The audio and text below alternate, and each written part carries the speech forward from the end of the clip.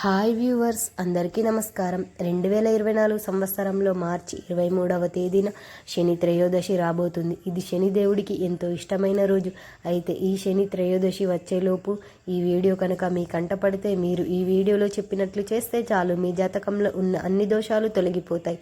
ఈ వీడియోకి ఒక లైక్ కొట్టి మా ఛానల్ని సబ్స్క్రైబ్ చేసుకొని మాకు సపోర్ట్ చేయండి.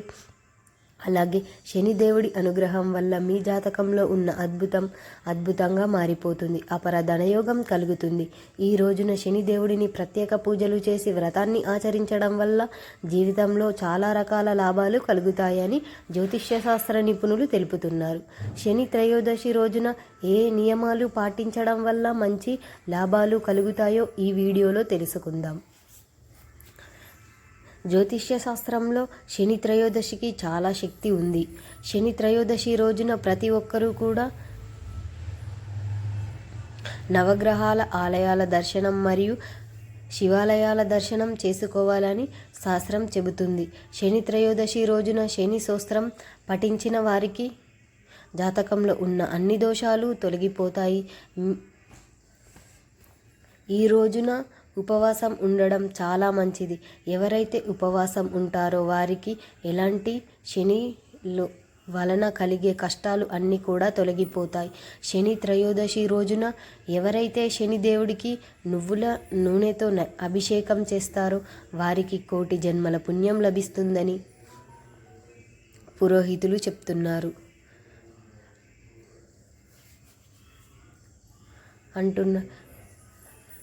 నల్లని వస్త్రాలు ధరిస్తే మీ జీవితంలో అదృష్టం కలిసి వచ్చి త్వరలోనే ధనవంతులు అవుతారని పండితులు సూచిస్తున్నారు.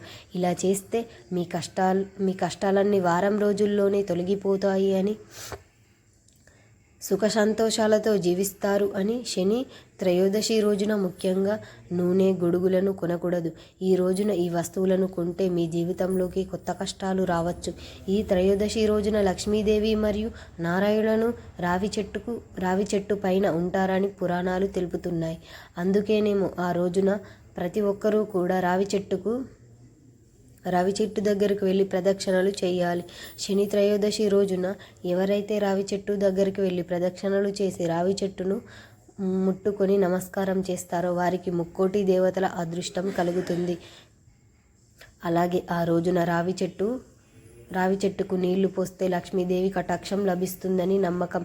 త్రయోదశి రోజున ఇంట్లో ఉండేవారు ప్రతి ఒక్కరూ కూడా తప్పనిసరిగా తలస్నానం చేసి ఇంట్లో పూజ చేసుకొని మీ దగ్గరలో ఉన్న శనిదేవుడి ఆలయానికి వెళ్ళి, హనుమంతుని ఆలయానికి కానీ వెళ్ళి స్వామివారిని దర్శించుకోవాలి.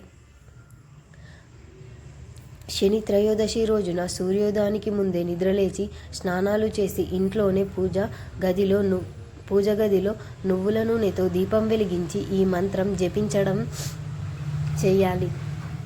నీలకంఠన సమాజనసం రవికృపం మాయామగరణం ఛాయా మకాండ సంభూతకం శ్లోకాన్ని పఠిస్తే జీవితంలో కానీ శని త్రయోదశి నాడు ఈ శ్లోకాన్ని పఠిస్తే కష్టాలు ఉండవని శాస్త్రం రాబోతుంది. త్రయోదశి అంటే శివుడికి ఇష్టమైన తిథి. ఎందుకంటే క్షీరసాగ మదనం జరిగిన అమృతం ఉద్భవించిన తరువాత అలా హాయాన్ని మింగి తన కంఠంలో దాచుకుని కాలోగుడిన కాలాన్ని శివుడు దేవతలందరూ కృతజ్ఞతలు చెప్పడానికి ఆయన వద్దకు వెళ్ళారు. ఈ త్రయోదశి నాడే అని పురాణాల ద్వారా తెలుస్తుంది. అందరూ కూడా శివుడికి కృతజ్ఞతలు చెప్పారు. ఆయన వద్దకు వెళ్ళి త్రయోదశి ఇది ఆనాడే అని పురాణాల ద్వారా తెలుస్తుంది. శివుడికి ఇలా చాలా చాలా ఇష్టమట. మీ ఇంటి పైన నరదృష్టి తొలగిపోవాలంటే శని త్రయోదశి రోజున ఇంటి గుమ్మం ముందు కలబంద మొక్కను తలకిందులుగా వేలాడదీస్తే, ఇలా చేస్తే శని బాధలు అన్నీ కూడా తొలగిపోతాయి. సనాతన ధర్మంలో ఉసిరి చెట్టుకు కూడా చాలా పవిత్రత ఉంది. లక్ష్మీదేవికి చాలా ఇష్టమట ఉసిరి చెట్టు. హిందువుల విశ్వాసం ఉసిరి చెట్టును పూజించే వారికి భగవంతుడు ఆశీస్సులు ఉంటాయి అని నమ్మకం. త్రయోదశి రోజున ఇంటికి ఉసిరి చెట్టును తెచ్చుకుంటే మీ ఇంట్లోకి లక్ష్మీదేవిని ఆహ్వానించినట్లే అని పండితులు అభిప్రాయిస్తున్నారు. అలాగే తెల్ల జిల్లేడు మొక్కను వినాయకుడి మొక్కగా పరిగణించబడుతుంది. ఈ చెట్టుకు పసుపు నీళ్లు పోస్తే మీలో ఎప్పుడూ సుఖ సంతోషాలు నెలకొంటాయి. హనుమంతుడి శనిదేవుడికి గురువుగా భావిస్తాడు. అందుకే శనివారం సాయంత్రం హనుమంతుడి ఫోటో ముందు ఆవుల నూనెతో దీపం వెలిగించి హనుమాన్ చాలీసా పఠించడం చాలా చేస్తే మీ జాతకంలో ఉన్న దోషాలన్నీ వెంటనే తొలగిపోతాయి. అలాగే తీవ్ర పేదరికంలో అనారోగ్య సమస్యలతో బాధపడుతున్నవారు కొబ్బరి నూనెతో కుంకుమలో కలిపి హనుమాన్ని ఫోటోకి సింధూరంగా సమర్పించండి. ఇలా చేస్తే హనుమంతుని దయ మీపై ఎప్పుడూ ఉంటుంది. శని త్రయోదశి రోజున రాత్రి సమయంలో 5 లవంగాలు తీసుకొని వాటి మీద కొంచెం నెయ్యి వేసి కాల్చడం చేస్తే ఆ పొగ వ్యాప్తి ఇంట్లో ఉన్నటువంటి దుష్టాలు అన్నీ కూడా సులభంగా తొలగిపోతాయి. అలాగే ఈ రోజున పసుపు నీటిని కలిపి మీ ఇంట్లో గడపపై చల్లండి. గడపకి పసుపు బొట్లు పెట్టాలి. వాస్తు దోషాలు అన్నీ కూడా తొలగిపోతాయి. శుభ ఫలితాలు కలుగుతాయి. మీ ఇంట్లోకి లక్ష్మీదేవి అడుగు పెడుతుంది. ఇంట్లోనే ప్రతికూల శక్తులన్నీ తొలగిపోతాయి. కుంకుమకు దేవతకు చాలా శక్తి ఉంది. కాబట్టి త్రయోదశి రోజున ఎవరైతే కుంకుమను ధరిస్తారో వారికి దేవతలందరి ఆశీర్వాదం తప్పక ఉంటుంది. ఆవులో సకల దేవతలు ఉంటారు. పురాణాలు తెలుపుతున్నాయి. ఆవు పాదాలలో పితృదేవతలు అడుగు పెడతారు. పాలు, పంచామృతాలు,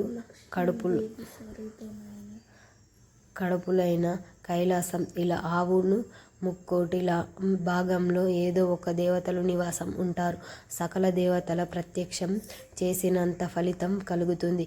ఆవు కొమ్ములు బ్రహ్మ విష్ణువులు నివసిస్తారు. సకల దోషాలు తొలగిపోవును అని స్వయంగా శివుడే చెప్పాడు. మన కుటుంబానికి శుభం ఉండాలి అంటే అర్థం సకల దేవతల ఆశీస్సులు మీకు సొంతం అవుతాయి. అప్పుడు గోమాతకు బెల్లం పెడితే సమస్త దేవతల తృప్తి చెందుతారు. ఈ భూమి చుట్టూ ప్రదక్షిణలు చేసినట్టు చేస్తే చాలు అని పండితులు తెలుపుతున్నారు. అయితే పెడితే ఎదురు చూస్తేలా చేయాలి. ఆవు ఇంటి ముందుకి వచ్చి చూస్తే దానికి ఏదో ఒకటి పెట్టాలి. గోవు ఏదో ఒకటి పెట్టాలి అని పండితులు తెలుపుతున్నారు. మా వీడియో మీకు నచ్చినట్లయితే లైక్ చేసి మా ఛానల్ని సబ్స్క్రైబ్ చేసుకొని మాకు సపోర్ట్ చేయండి. మీ అందరికీ ధన్యవాదములు.